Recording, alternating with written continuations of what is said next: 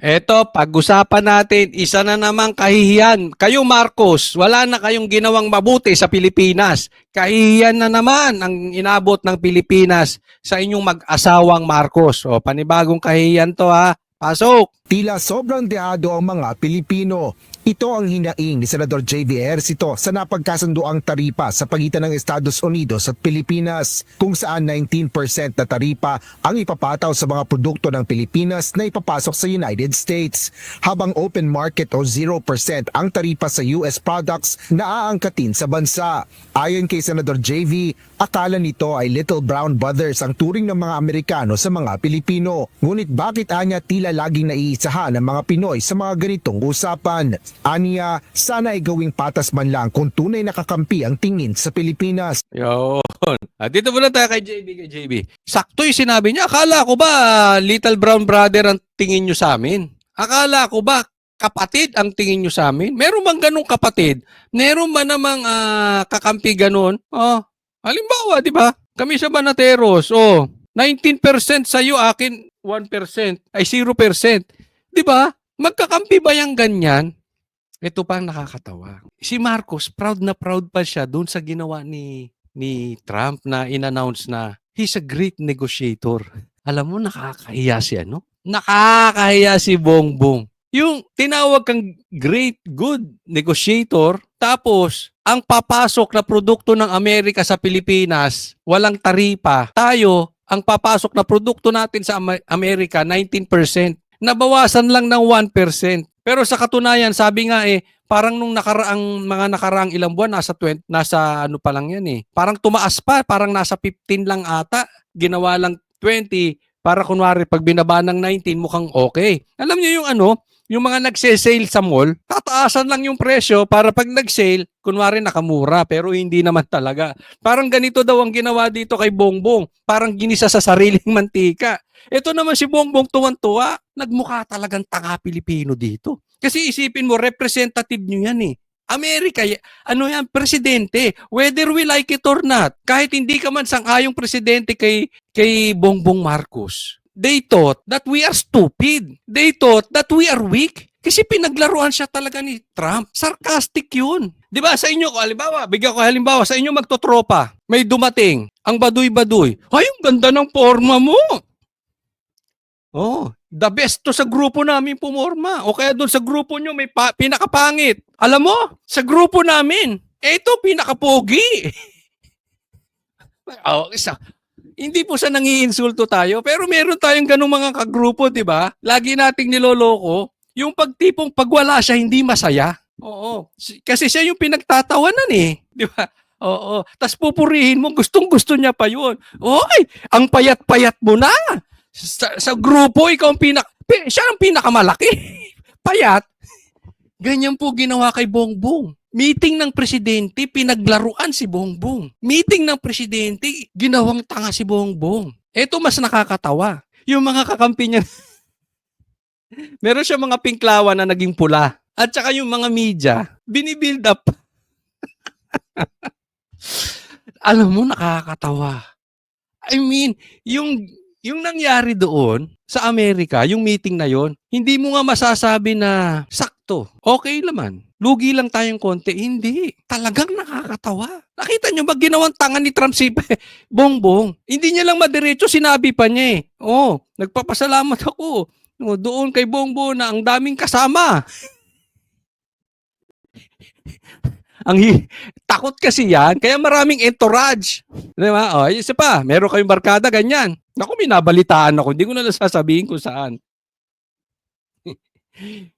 Inimbita sa isang formal gathering. Aba, ang dala isang barangay. Siya pa ang tumira ng leksyon.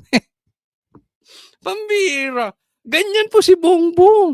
Ang daming dala. Kayong mag-asawa, wala na ba kayo talagang gagawin sa Pilipinas kung hindi kahihiyan? Yung asawa mo, di ba, may kasama, asawa ng namatay na nagko-cocaine. Nasa entourage ni First Lady Lisa, umamin na nagko-cocaine, nag-EMJ at nag-iinom. Asawa nung namatay na gumamit din. Nagko-cocaine sa ibang bansa. Entourage ni Lisa. So ano tingin ng mga Amerikano sa atin? Addict, tapos weak. Luto ang utak kaya pwede mong ikutin. Whether we like it or not, ganyan ang tingin. Ang masama nito, ininsulto pa. Adding insult to injury. May sugat na nilagyan pa ng asin. Tumba na, tinatadyakan pa. Ganun ang ginawa ni Trump kay Bongbong.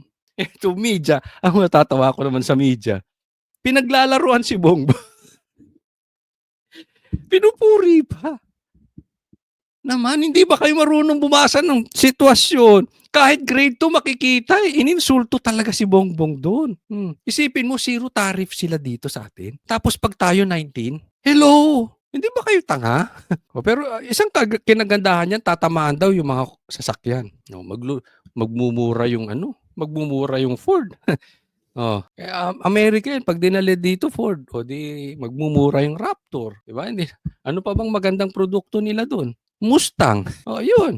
Tunay na kakampi ang tingin sa Pilipinas. Sinabi naman ni Senador Amy Marcos na kailangan pa niyang makita at mabasa ang buong kasunduan. Ngunit ayon sa presidential sister, kahit sinong tanungin, eksperto man o karaniwang tao, ang 19% na taripa para sa Pilipinas habang zero tariff sa US ay walang dudang hindi ito panalo para sa Pilipinas.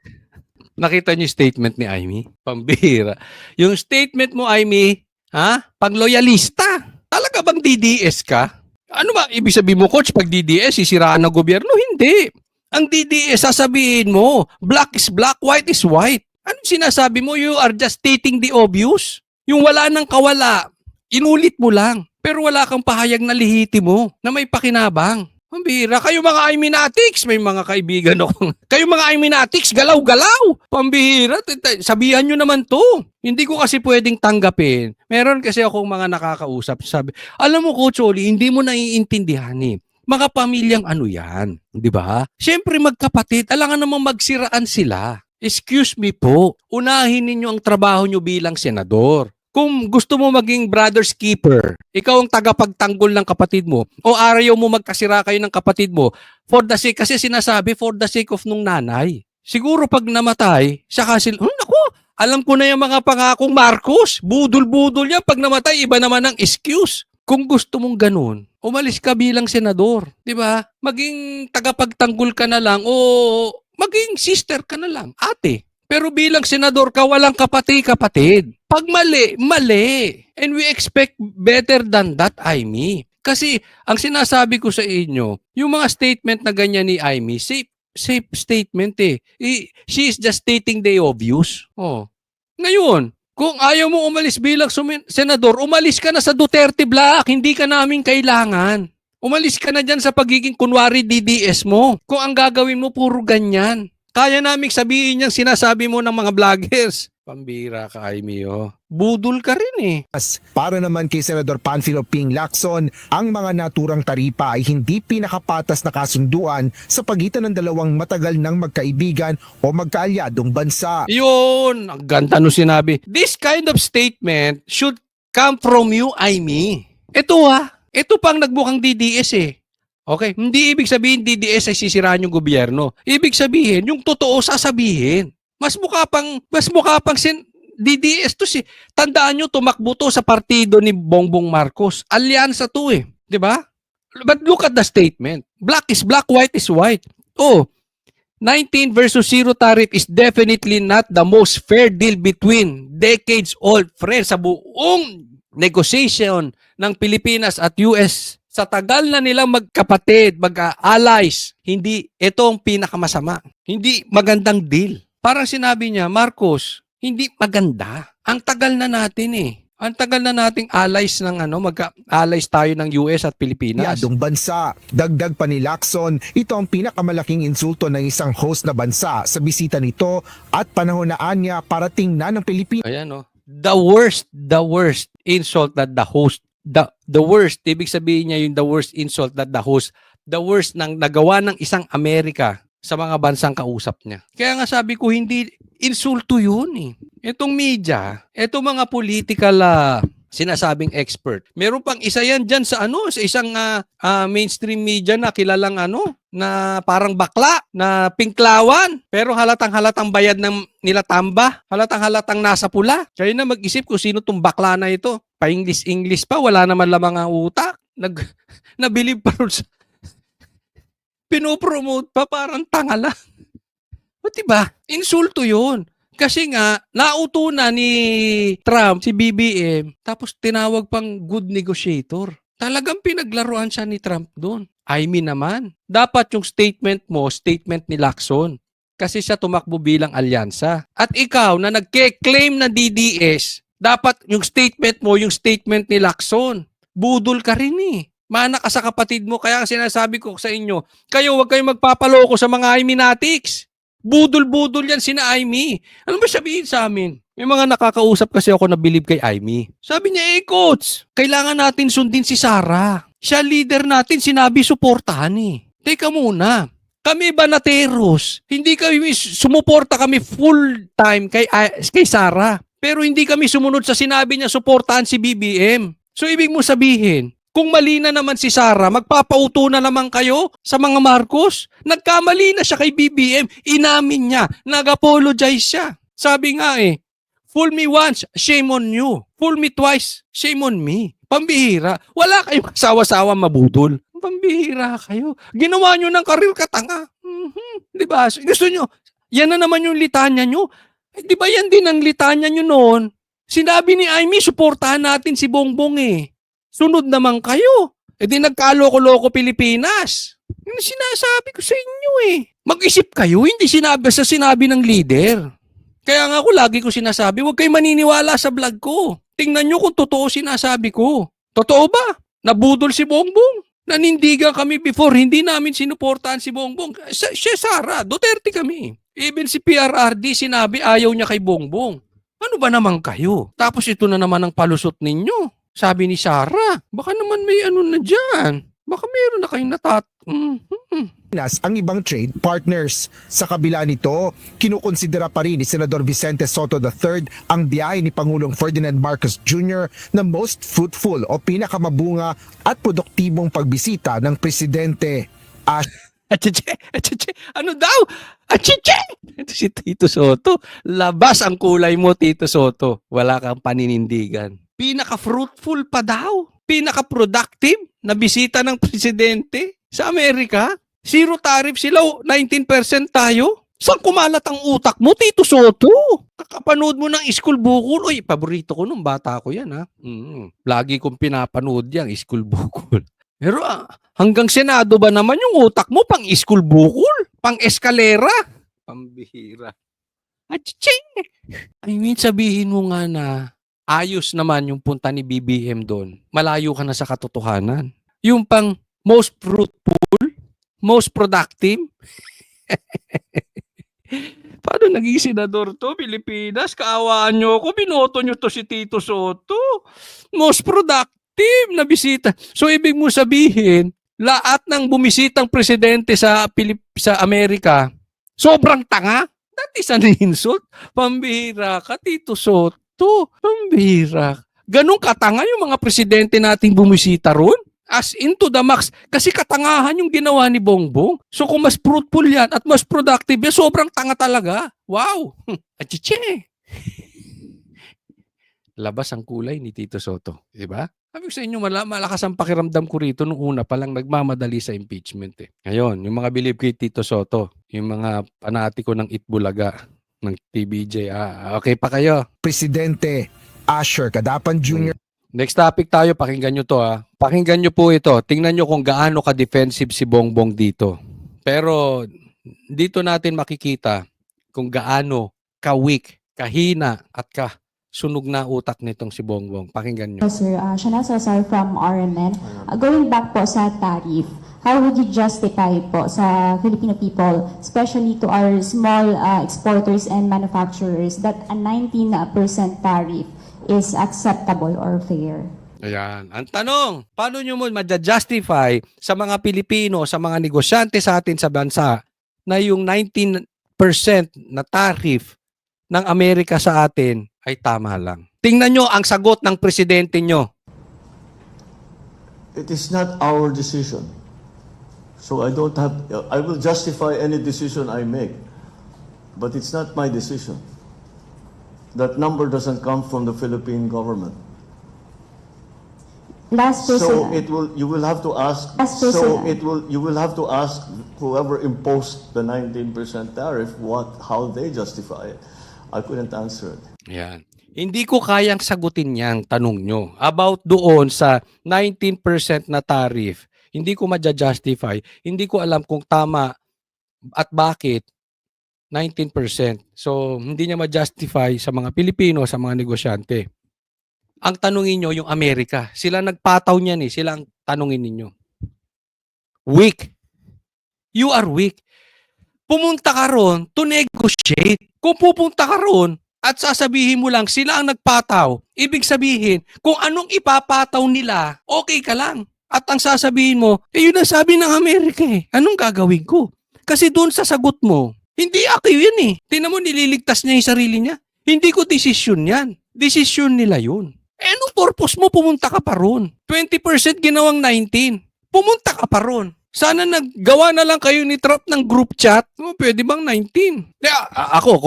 Kung si Duterte siguro to, gusto mo 19? Gusto mo 20? Okay. Susundan ko yung sinabi ni Lacson. Dapat maghanap na tayo ng ibang partner. Pull out ko lahat. Lahat ng dadalhin naming produkto dyan, pull out ko. Dali namin sa iba. Dalin ko sa China. Dalin ko kung saan. Tapos, kung ayaw mo ng ganun, kasi malulugi tayo, hindi ako papayag na zero tariff kayo dito. Gusto mo kami 19? 19 din ang ipapataw namin sa inyo. Be strong. Yun ang good negotiator. Kaya pinaglaruan ka ni Trump. Nakuha niya, gusto niya sa'yo. Wala kang, hindi, sila tanungin nyo. Hindi ako may gawa niyan. Di ba labas ang kahinaan nito si Bongbong? Anong purpose mo kaya ka naging negotiator? Parang tawaran yan eh. May bibiling kang kotse, di ba? Ito gusto ko, yun ang gusto niya. You meet halfway. Kaya nga negotiation eh. Ayaw mo nung ano ko? Punta ako sa iba. Ang dami nagbebenta ng kotse. Bibili akong kondo, ito gusto ko, ito gusto mo. Ayaw mo akong bigyan ng ayoko mo yung gustuin ko. Punta ako sa iba. Ang dami kong bibilhan. Tama ba yung excuse nito? Paano naging presidente to? Nakakahiya tayong Pilipinas. Kayong mag-asawa talaga, pag iniisip ko, yan ang iniisip ni Trump sa ating mga Pilipino. Kaya tayong paglaruan. I so miss PRRD. Yung proud kang, yung kaya mong ipagmalaki sa ibang bansa. Tignan mo to defensive. Hindi ako may gawa nun, sila tanungin nyo. Yung sagot na yon, pwedeng may hugot yun. Remember this, may problema yung asawa niya sa Amerika. Definitely, there is a dead person with cocaine issue. Hindi na natin magtatanggihan. Tanggiman nila. I'm sure, buburahin na ng lahat ng US yan. Meron na silang ano dyan. Posibleng meron na silang agreement dyan. Kaya nga lumalabas dito na parang we are on the losing end. Posibleng na hostage to si Marcos eh. Ako, opinion ko lang ha. Na hostage to, kaya napapayag na lang eh. There is nothing he can do. Asawa niya andun eh. Pag kinasuhan yon, tapos na. Mag-push through man or hindi, mapapaya sa Pilipinas. Hawak ni Trump lahat ng ebidensya. Ilapag mong ganyan, no? Ito, ebidensya namin sa asawa mo. I want zero tariff. Palabasin natin 19% para yung punta mo rito may kabuluhan. That is very possible. O ka o hindi? Ito, ebidensya namin sa asawa mo. Kayo ang asawa, papayag kayo? Kasi yung agreement nila, tama si Lacson eh. The worst. Tapos yung pagsabi niya pa, hindi ako yun. So, parang meron na silang agreement ni Trump. Tingnan, sundan nyo ha. Parang meron na silang agreement ni Trump tapos nagtanong ito. Paano nyo ma-justify? So, ang dating, uy, wala kaming agreement ha. Sila tanongin ninyo. Hindi ko masasagot yan. Desisyon nila yan. Di ba? Parang defensive. Kawa ang kabansang Pilipinas. Wala tayong mahihita sa mamang ito. Until 2028, wala tayong mapapala sa yung baha, lalala. Ekonomiya natin lalaha, and magpapasok pa sila ng mga armas. I really hope na kung dumating ang war, kasi ako naniniwala ako, sooner or later darating ang war. I 1000% believe that there will be a second coming. So yung war is war. Mangyayari yan. Especially the players, Iran and Israel, yan na yung mga last days. So for me, I know mangyayari yung war. But wag naman sana sa panahon ni Bongbong. Nakakatakot. Hawak tayo sa leeg ng Amerika. Hawak siya sa leeg ng Amerika. Kawawa tayo mga Pilipino. Sana lang ako prayer natin. Kung meron mang mangyaring sigalot dyan, not on his term. Kawawa tayo mga Pilipino. Next topic po. Eto, pag-usapan natin, Torre. aatras na sa hamunang suntukan. Baste versus Torre. Panduwag yung sagot ni Torre. Mamaya, pakinggan natin. Okay. Dura Torre, Mr. Torre, sanay na ako sa iyo. Kasi matapang ka lang naman, we have the position pero kung suntukan tayo, aral ko makaya, bita. Handa si Philippine National Police Chief Police General Nicolas Torre III para sa isang boxing match kay Acting Mayor Baste Duterte. Ayon kay General Torre, sa halip na magpalitan ng salita sa social media, Etong UNTV, ang ingay ng background. Sige, tuloy. Pati ba naman yung pinagpapansin mo pa? maaari Sige. namang magdao sila ng 12 rounds charity boxing match sa linggo, July 27. Naghamon siya ng suntukan. And well, sa atin naman, whether he's serious or not, sa atin, let's just put this on a better use. Kung yan ang gusto niya, madaling pagbigyan yan, boxing na lang para madaling iset up. At gawin natin this coming Sunday, 9 o'clock. I'll be there in Araneta. I'll ask Araneta to set up a boxing ring. Hopefully, they will oblige. Kung wala naman, di maghanap tayo ng kung saan gym ang gusto niya. Ang tanging nais ng PNP chief, sana ay mayroong mag-sponsor para kumita sila na siya namang itutulong sa mga nasalanta ng bagyong Krising sa iba't ibang panig ng bansa. Siguro you can find sponsors. Per round, may mag-sponsor. So, let's place their merchandise before each round. So, 12 rounds para medyo marami-rami ang sponsor, marami tayong ma-erase na pondo.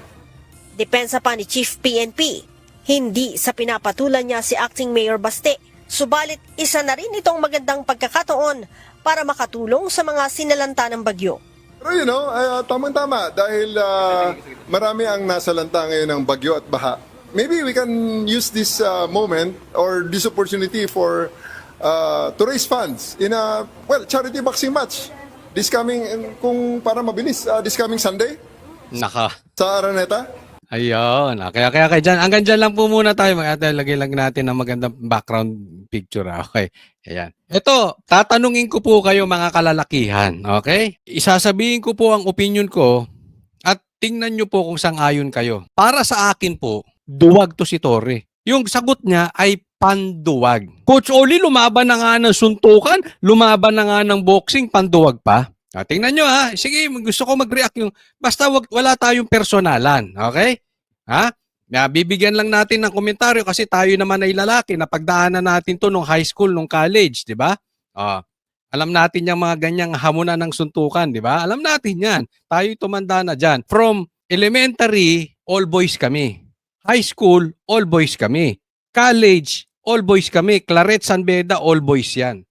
So alam ko yung hugot na itong mga lalaki. Pero syempre gusto ko marinig yung side ninyo, lalo na yung mga kaedad ko, kung sang-ayon kayo na panduwag yung sagot ni Torre. Okay. Sasabihin ko bakit panduwag ang sagot ni Torre. Kasi gusto niya sa Araneta. Gusto niyang pakinabangan yan. Alam nyo kung matapang si Torre, meron siguro mas magandang sagot. Diba? Eto, alam to ng mga kaedad ko. Yung talagang, alam mo kasi kung yung tao matapang Alam mo kung matapang yung sagot. Ang dapat na sagot ni Torre, sige, suntukan tayo. Pasok nyo kami sa isang kwarto. Walang armas, walang ibang manunood, walang bodyguard. Kami lang dalawa, mano-i-mano, one-on-one, square ang tawag dyan, square. Kami lang. Tapos, pag may tumba na, saka na lang lalabas yung isa. Di ba? Yan ang tunay na matapang. Hindi mo kailangan ipangaladkaran. Eto lagi ko sinasabi, hamunin ako na suntukan ni Pacquiao. Lalaban ako. Hamunin ako na suntukan ni Tyson.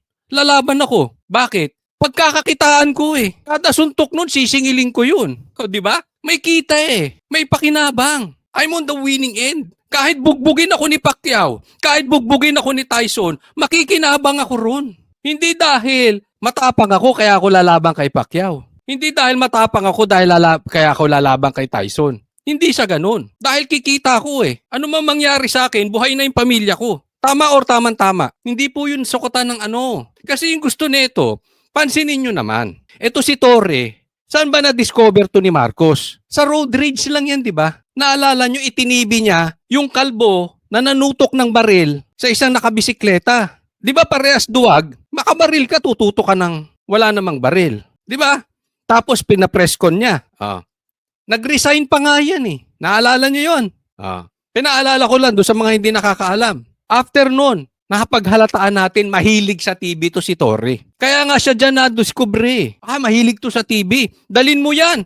Yan ang panghuli mo kay Pastor Kibuloy. Kasi bakit? Maraming magko-cover doon. Maraming vlogger. Maraming TV. Pag nagstay ka ron 16 days, harasin mo si Pastor Kibuloy, may TV. Mahirap kaya yung assignment na yung bakit? Nakakahiya eh. Mambababoy ka ng reliyon. Walang dignidad yung assignment na yon. But because eto si Torre, alam mo mahilig sa TV, sa anuhin niya yan, talagang tatanggapin niya yan. Bakit? Makikinabang siya eh. Baste, eto for sure to, Baste will be the next president, maybe not 2028, but the next president. But Baste will be the future president of the Philippines. Guaranteed po yan. Wag lang siya magkaroon ng major palpak. Maybe after BP Sara, he will be the next president. I don't know.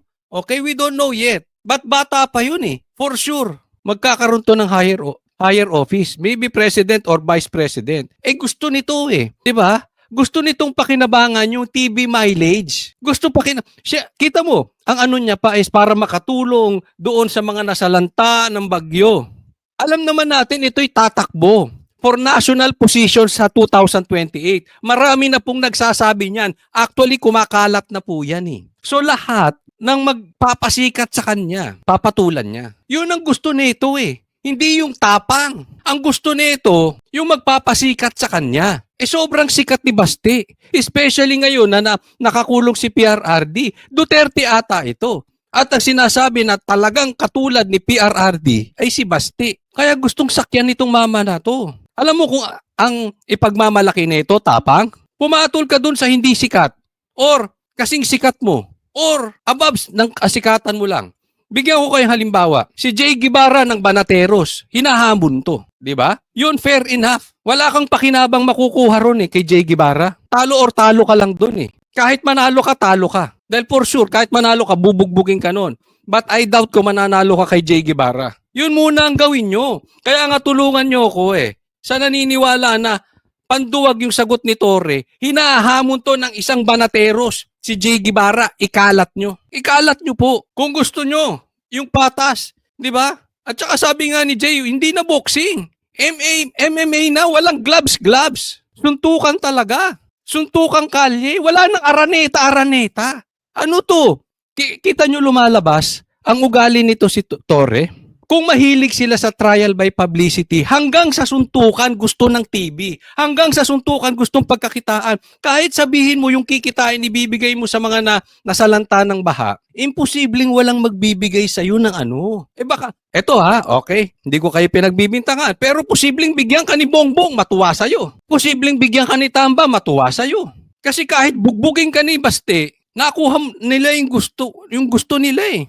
Dahil kahit manalo si Baste, magmumukha siyang tanga rito. Dahil pumatol sa'yo eh. Ako yun ang tingin ko talaga dito So si Baste, manalo matalo, talo siya. Si Torre dito, manalo matalo, panalo siya.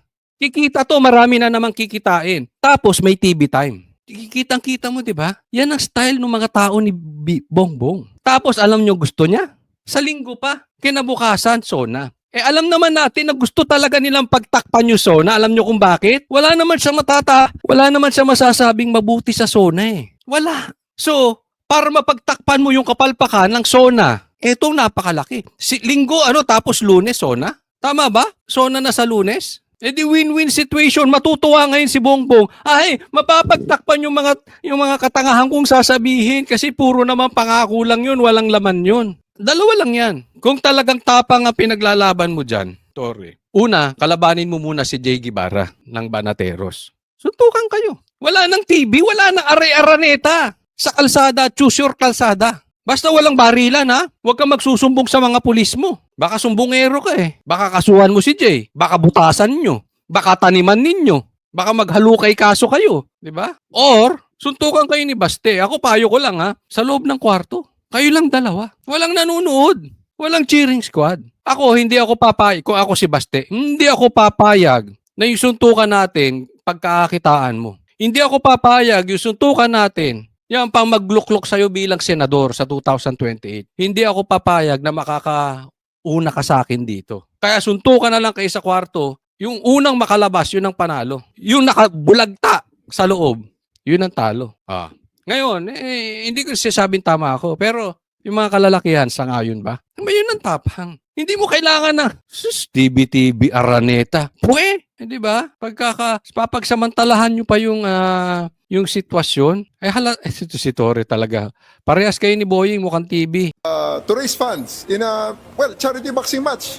This coming, Di ba? Sino lalabas na Ay, si Torre, mabuti ang loob doon sa mga nasalanta. Oh, kahit mabugbog ka ngayon, magiging senador ka sa 2028, baka magkurakot ka doon, sulit na. Bilyon, pork barrel pa lang. Hindi ko sinasabi mangungurakot ka. Posible. Kasi kahit nga nakakahiyang utos sa'yo, ginagawa mo Yung kumita ka pa. Di ba?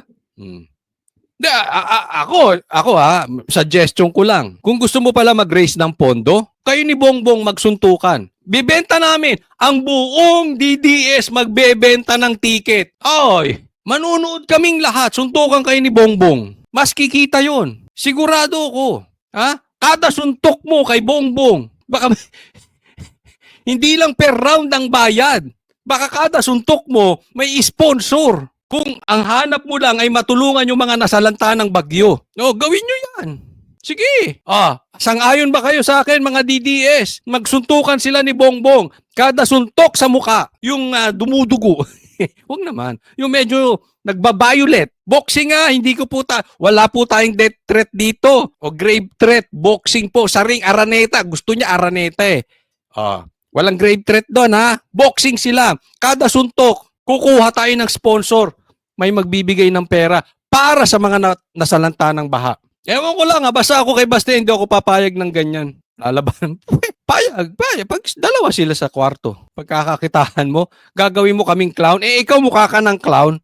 Kung ako na maitsura ni Baste, gagawin mo akong clown. Kung kamukha ko si Baste, babasagin mo mukha ko. Pagpapalit ko sa'yo, kamukha ka ni Diwata. Hindi na. Diba? Hindi. Mas masikat ako sa'yo Hindi ako papayag kung ako si Baste. Kung ako naman si Baste, kung ang lalaban ako sa boxing si Tyson, okay lang. Sikat yun Makikinabang ako ro, maraming pera yun. Kada suntok nun may bayad. Ikaw wala.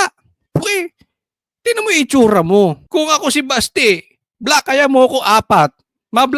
Blackayan kitang 4, hindi pa halata. Kulay mo pa lang, hindi na mahahalata Diba? Kung ako si Baste, gagamitin ko na yung itsura ko sa chicks. Ay, hindi.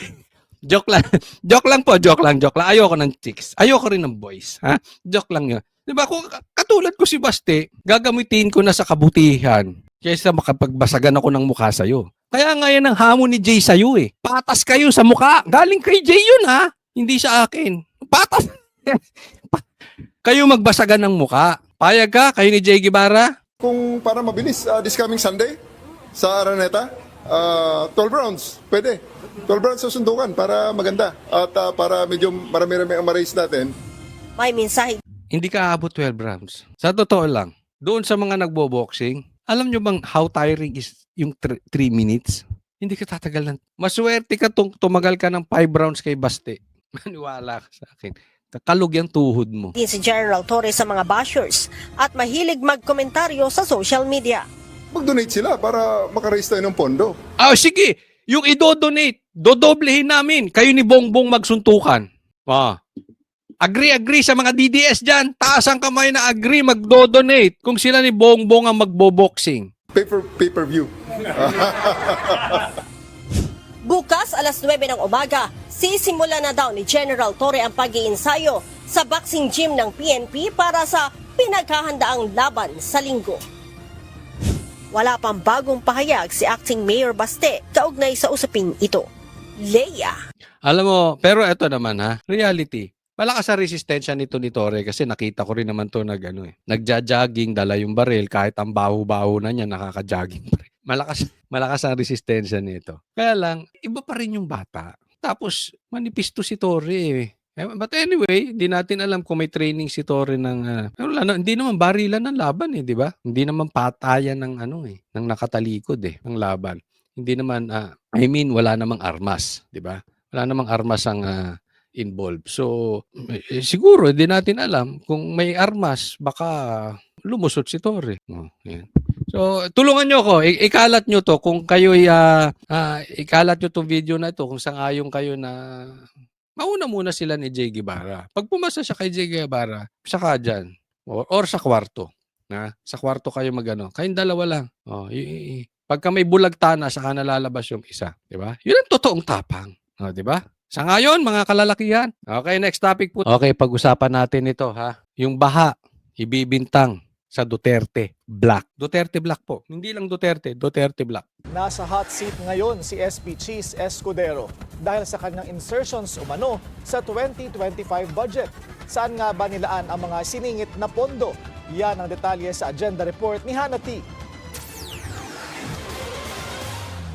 Tila na elbow ang education at health departments sa insertions sa 2025 national budget. Yan ang isa sa red flags na lumabas sa isang dokumentong nakalap ng Bilyonaryo News Channel tungkol sa di umano'y 142 billion peso budget insertions ni Senate President Cheese Escudero.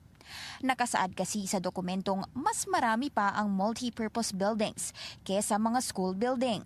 Wala rin halos additional funding sa sektor sa kabila ng urgent need na mas maayos na educational facility sa Pinas. Katunayan, ang sektor ng infrastruktura ang may pinakamalaking biyaya sa pondo base sa dokumento. Si Escudero ang di umano'y finance chair sa Bicameral Conference Committee at nag-insert ng mga proyektong ito sa final version ng national budget. Inaasahang mananatili siya sa So, eto, sinisilip, etong insertions dyan sa BICAM. At hindi ko na ipi-play, no? Hanggang sa bandang huli ay maipapasok pa yung patungkol sa baha. Ito ang sa akin. Hindi ko po pinagtatanggol si Cheese Escudero, okay? Tandaan nyo, ang dami kong video, binanatan ko yan kasi ginawang waiter ni Lisa. So, hindi po tayo pabor sa mga ginagawa ni Cheese. Pero kasi, duda ako sa gawa ngayon. Openly, binanatan ko yung vice cam na yan. Kasi ngayon, maraming insertions yan eh. Napakadami ko ring videos about that. Marami akong vlog about it.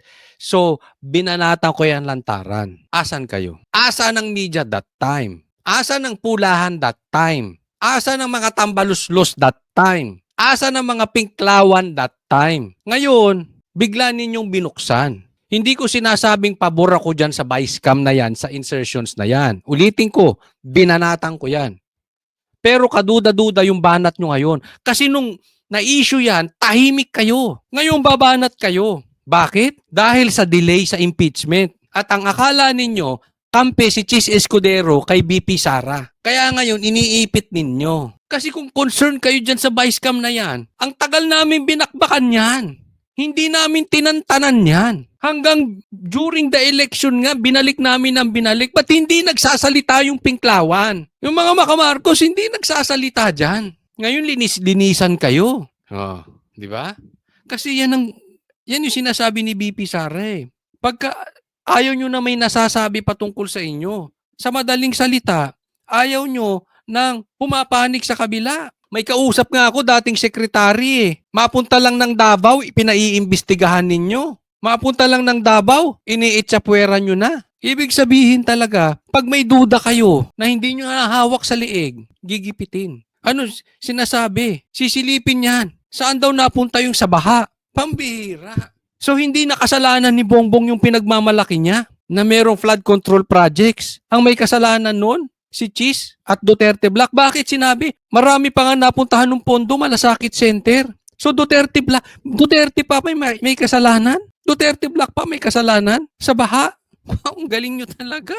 Kasi magsusuna eh. Ano sasabihin? Ikukunik yan ni Bongbong. I don't know where the flood control funds went. I cannot find the flood control funds. May tuturo na sila. Si Cheese. Kung sino-sino. Marcos, wag ako. Kung gusto mong ibintang yan sa kamera, go ahead. Kila tambaluslos. Pero huwag mo ibintang yan sa ano. Huwag ka maghanap ng buta sa Duterte Black. kanyang liderato sa 20th Congress dahil yan sa Senate resolution na sign of support ng majority sa Senado. Sa dokumento, Bulacan ang tumanggap ng pinakamalaking pondo na 12.08 billion at may breakdown pa ng halos 3 bilyon sa flood control.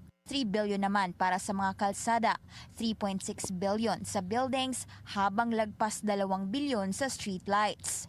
Second honor naman ang Sorsogon na balwarte ni Escudero na tumanggap umano ng 9.13 billion habang tumanggap din ang Davao ng lagpas 7 billion. Hindi nakasaad sa kung syudad ba ito ng Davao o buong rehiyon. Pati Davao, di ba? Kita nyo na yung magic. Karamihan sa line items, whole numbers ang nakasaad na pondo, hindi gaya ng exact costings sa ilang engineering plans.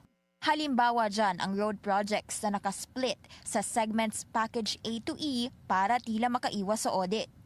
Maging ang solar street lighting projects, equally funded ng 100 million pesos kada highway kahit magkakaiba sila ng sukat.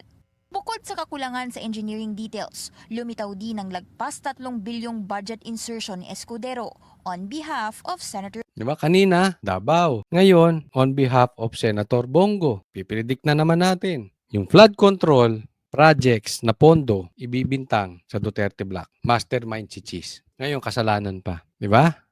Sinabi ko na rin yan na yung sabungero nawawala, ikokonekta nila sa drug war. Nagkatotoo, sobrang nagkatotoo. Tingnan nyo to. Diba? Ang daming babanggitin. Ang dami namang na insertions dyan. Well, anyway, ulitin ko, hindi ako pabor dyan sa mga insertions na yan. Binanatan natin yan. But why only now? Yung nanggigipit kayo dahil gusto niya na simula ng impeachment.